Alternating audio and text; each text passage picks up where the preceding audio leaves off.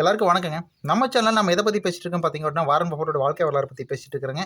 நம்ம சேனலுக்கு நீங்க புதுசா வந்திருந்தீங்கன்னா, மறக்காம பிளேலிஸ்ட்ல போயிட்டு ஸ்னோபால் அப்படிங்கிற சாப்டர்ல 1லிருந்து பார்த்துட்டு வாங்க. அப்பதான் நெறைய விஷயங்கள் புரியும். இடையிலிருந்து பார்த்தீங்க அப்படின்னா, நெறைய விஷயங்கள் புரியாது. வாங்க நம்ம வீடியோக்குள்ள போலாம்.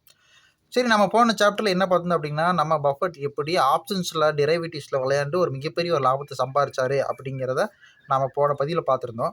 ஸோ இந்த பதிவுல வந்து ஆத்தர் என்ன சொல்றாரு அப்படின்னாங்க, ஒருவேளை இந்த 50,000 கோடிய நம்ம பஃபட் வந்து புட்ட செல் பண்ணாம இருந்திருந்தா, அதாவது மார்க்கெட் மேல போகும்னு பெட் கட்டாம இருந்திருந்தா, அந்த ஆப்ஷன்ஸ்ல சம்பாரிச்ச காச விட அவர் இன்வெஸ்ட்மென்ட்ல அதிகமா சம்பாரிச்சிருக்க அதிகப்படியான வாய்ப்புகள் இருந்துச்சு அப்படின்னு சொல்றாரு. என்னன்னு கேட்டீங்க அப்படின்னா, 2008ல வந்து ரியல் எஸ்டேட் பூம் வந்து வெடிக்குதுங்க. அப்போ பயங்கரமான கிராஷ் நடக்குது.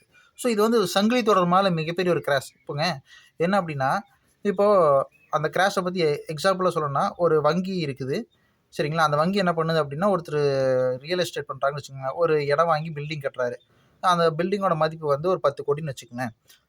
வங்கி வந்து என்ன பண்ணுது அப்படின்னா, ஒரு 15 கோடிக்கு கடன் குடுக்குது. ஏன்னா, ரியல் எஸ்டேட் 2000லேருந்து 2008 வரைக்கும் மேல போயிட்டே இருக்குது. ஸோ, ஃபியூச்சர்லயும் வந்து விலை ஏறத்தான் போகுது. எப்படி இருந்தாலும் நமக்கு லாபம் நெறையா தான் வரும். அப்படிங்கிற ம இதில தான் வங்கி வந்து அது மாரி குடுக்குது. அ இது வந்து பூம் ஆயிட்டே வந்து 2008ல என்னாச்சு அப்படின்னாங்க, இந்த ரூ. 10,00,00,000 மதிப்புள்ள ரியல் எஸ்டேட் வந்து என்ன ஆகுது அப்படின்னா, ரூ. 5,00,00,000க்கு சரியுது. இப்போ வங்கிகளுக்கு வந்து என்பிஏ வந்து அதிகமாகும். இப்போ வங்கிகள் என்ன பண்ண முடியும்? அந்த நிலத்த வித்து தான் ரெக்கவர் பண்ண முடியும். ஆனா, இவங்க குடுத்தது வந்து 15,00,00,000. நிலத்த வித்தா கைக்கு வர்றது 5,00,00,000 தான். அப்ப லாஸ் அதிகமாகுது இல்லைங்களா? ஸோ இதுதான் வந்து ரியல் எஸ்டேட் பூம் பெருசா நடந்துச்சு. ஸோ அந்த டைம்ல எல்லா ஷேர்ஸும் வந்து குறைவான, மலிவான விலையில வந்து கிடைச்சுச்சுங்க. அந்த டைம்ல பஃபட் வந்து புட்ட செல் பண்ணாம இருந்திருந்தால், அதாவது மார்க்கெட் மேல போகும்னு அந்த பொசிஷன் எடுக்காம இருந்திருந்தா, அந்த 50,000 கோடி ஃப்ரீயா இருந்திருக்கும். அப்போ நெறைய நிறுவனங்கள்ல வந்து கம்மியான விலையில வாங்கி, ஆப்ஷன்ஸ்ல சம்பாரிச்சத விட அதிகமா இதுல நெறைய சம்பாரிச்சிருப்பாரு அப்படிங்கிறத வந்து இந்த இடத்துல வந்து ஆத்தர் வந்து சொல்றாருங்க. ஸோ பஃபட்டும் இது ஆமான்னு ஒத்துக்கிறாரு. ஸோ அடுத்தது வந்து பார்த்தீங்க அப்படின்னா 2008ல பஃபட்டு என்ன சொல்றாரு அப்படின்னா, அ அ ஃபார் எக்ஸாம்பிள் இப்போ பார்த்தீங்க அப்படின்னா, இப்போ நம்மகிட்ட வந்து நெறைய பணம் இருக்கு. சரிங்களா? நம்ம வந்து பணம் நெறைய இருக்குது. அ அதுவும் இல்லாம நம்ம வந்து ஷேர்ஸ கொஞ்சம் பிளட்ஜ் பண்ணியிருக்கிறோம். அ இப்போ நம்ம என்ன நெனைக்கிறோம் அப்படின்னா, சில கம்பெனிஸ்லாம் பார்த்துட்டே வர்றோம். ஸோ எதிர்காலத்தில வந்து மேக்ரோ எக்கனாமிக்ஸ் வந்து கொஞ்சம் சரியில்லாம இருக்குது. ஏதோ ஒரு பிரச்சனை நடக்குது, ஒரு பூம் நடக்குது. நம்ம ஏஐ இப்போ எடுத்துக்கலாம். ஸோ ஏஐனாவே அந்த கம்பெனியோட வேல்யூவேஷன் அதிகமாகும். ஒரு காலத்தில வந்து இன்டர்நெட், டாட் நெட் அப்படின்னு இருந்தாவே போதும், அந்த கம்பெனியோட வேல்யூவேஷன் எங்கேயோ போயிரும். ஸோ அது மாரி இப்போ ஏஐ அப்படின்னா அந்த கம்பெனியோட வேல்யூவேஷன் எங்கேயோ போகுது இல்லைங்களா? ஸோ அது மாரி ஒரு பபுள் பெருசாயிட்டே இருக்குது. நம்ம இன்வெஸ்ட் ஆகி நம்ம என்ன பண்றோம் அப்படின்னா, ரிசர்வா கேஷ கொஞ்சம் வச்சிருக்கிறோம். அதே சமயம் பார்த்தீங்கன்னா, ஸ்டாக்கையும் பிளட்ஜ் பண்ணி வச்சிருக்கிறோம். சரிங்களா? ஸ்டாக்ல கடன் வாங்கி வச்சிருக்கிறோம். அடமானத்தில வச்சு கடன் வாங்கி வச்சிருக்கிறோம். இப்போ அந்த பூம் வெடிச்சுச்சு அப்படின்னா, நம்ம நெறைய நல்ல நல்ல கம்பெனி பார்த்து வச்சிருக்கிறோம். அந்த கம்பெனி நம்ம வாங்கிடலாம் அப்படின்னு ஐடியால இருப்போம். ஸோ இதே தான் வந்து பஃபட்டும் வந்து அ இதே மாரி தான் ஒரு யோசனையிலே இருந்தாரு. ஆனா திடீர்னு மார்க்கெட் கீழ கிராஷ் ஆகுது. இப்போ நமக்கு வந்து என்ன இப்போ நம்மள மாரியான ஆட்களுக்கு என்னன்னா, நம்மகிட்ட கேஷ் இருக்குது. நம்மனால நெறைய நிறுவனங்கள் கம்மியான விலையில வாங்க முடியும். ஆ வாங்க முடியுது இல்லைங்களா? ஏன்னா மார்க்கெட் வேல்யூ கீழ இருக்கு. நெறைய கம்பெனி கம்மியான இது. ஆனா அதே சமயம் நமக்கு என்ன நடக்கும்?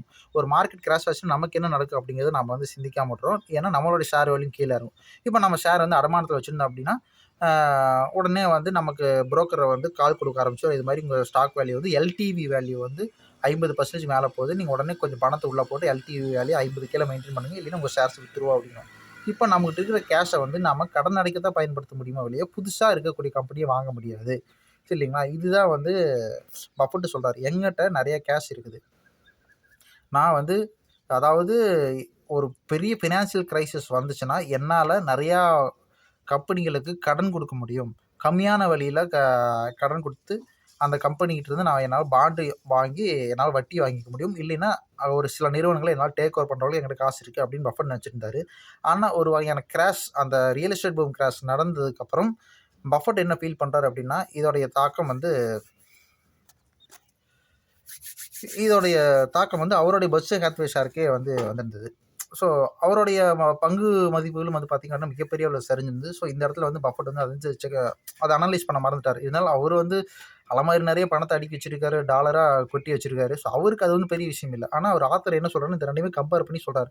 ஒரு இன்வெஸ்டர் ஆகிய நாம வந்து பணம் வந்து வச்சிருக்கிறோம். அதே சமயம் நம்ம எவ்வளோ கடன்ல இருக்கோம் அப்படிங்கிறத நீங்க முக்கியமா பார்க்கணும் அப்படிங்கிறது வந்து சொல்றாரு. ஸோ பஃபெட் வந்து பார்த்தீங்க அப்படின்னா, அதே மாரி வந்து சில ஸ்டாக்ஸ்ல வந்து அதே டைம்ல வந்து தவறான இன்வெஸ்ட்மென்ட்லாம் பண்ணியிருப்பாரு. இந்த கொக்கோ பிலிப்ஸ்ன்னு ஒரு முடியக்கூடிய ஒரு கம்பெனியில போன எபிசோட்லயே பார்த்தோம் இல்லைங்களா? அதுல ஒரு மிகப்பெரிய தவறு செஞ்சிருந்தாரு. அதே மாரி பார்த்தீங்க அப்படின்னா, இப்ப ரீசென்ட்டா வந்து பார்த்தீங்கன்னா, அயர்லாந்துல இருக்கக்கூடிய பேங்க்லயும் வந்து இதே விஷயங்கள் தான் நடந்திருக்குது. ஆனா அவர் வந்து பேங்க் என்ன பண்ணியிருக்காரு அப்படின்னா, பேங்கோட வேல்யூவேஷன அனலைஸ் பண்ணி பார்த்துருக்காரு. புக் வேல்யூ ஒண்ணு அது கம்மியான வேல்யூ தான் ட்ரேட் ஆயிட்டு இருக்குது. கிட்டத்தட்ட ஒரு 250 பில்லியன் அமெரிக்கன் டாலர போட்டு அந்த கம்பெனிய அந்த பேங்க் வந்து டேக் ஓவர் பண்றாரு. அதே மாரி அயர்லாண்ட்லயும் வந்து ஆனா அயர்லாந்து வந்து ஜிடிபி காமிக்குது. நல்லா குரோத் ஆயிருக்கிற மாரி ஜிடிபி காமிக்குது. ஆனா மொத்த கட்டமைப்புமே வந்து பார்த்தீங்க அப்படின்னா, கடன்ல தான் கட்டமைப்பு வச்சிருக்காங்க. ஸோ என்னைக்கு அமெரிக்கால வந்து பிரச்சனை வருது, அது உலகம் ஃபுல்லாவே எதிரொலிக்கும் இல்லைங்களா? அதே மாரி அயர்லாண்ட்லயும் வந்து அதோடைய பாதிப்புகள் உள்ளடங்குச்சு. ஸோ பேங்க் எல்லாம் வந்து ரொம்பவே மோசமான நிலைமைக்கு வந்துச்சு. ஸோ 250 பில்லியன் போட்டு வாங்கி இந்த கம்பெனியோட வேல்யூவேஷன் பார்த்தீங்க அப்படின்னா, 30 பில்லியன் அமெரிக்கன் டாலருக்கு வந்துருச்சு. எவ்வளோ தூரம் இறங்கியிருக்குன்னு பாருங்க. கிட்டத்தட்ட 10% 5% தான் இருக்கும். 100ல 10, 15 நம்மளா இருந்தா யோசிச்சு பாருங்க. நமக்கு நெஞ்சே அடைச்சிரும்.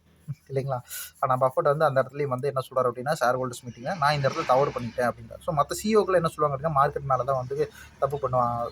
மத்தவங்க யாராச்சும் மேல வந்து கம்ப்ளைண்ட் பண்ண அவங்களோட இத வந்து சமர்ப்பிச்சுட்டு, தான் எஸ்கேப் ஆயிக்கணும்னு தான் நினைப்பாங்க. மத்தவங்க மேல பழிய போட்டுட்டு நாம எஸ்கேப் ஆயிக்கணும்னு பார்ப்பாங்க. ஆனா பஃபெட் வந்துட்டு இல்ல என் மேல தான் தவறு இருக்கு.